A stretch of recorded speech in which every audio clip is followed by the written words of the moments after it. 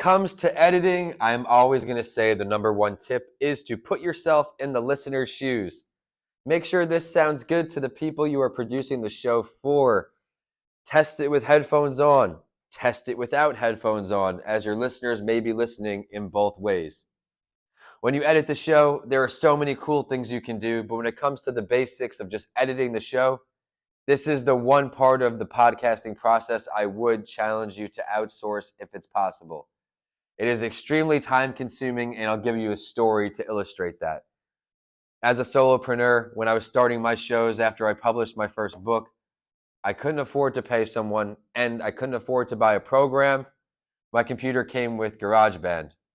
I called up Apple customer service. I said, hey, I'm trying to start a podcast. Can you please explain to me how to use this program?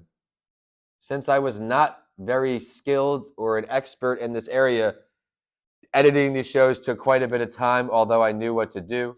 Eventually, it started sounding of professional quality, and that's what got me into Coming Alive podcast production. But it is very time consuming is the big message I want to get out there. So as you're editing, do what you need to do, but you need to make sure it sounds good when you put yourself in the listener's shoes.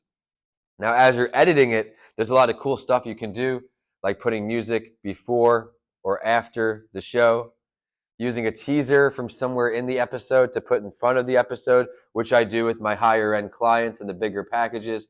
And of course, call to actions as you're editing. You may be able to cut that call to action and put it in a few times. If you have sponsorship messages, the same can go there. But if you're watching this video, chances are you're probably not at the sponsorship level yet, and that's totally fine. Do not give up. It took me about 2.5 years to get my first sponsor on the show, and we'll talk all about that stuff in other videos in my podcasting school.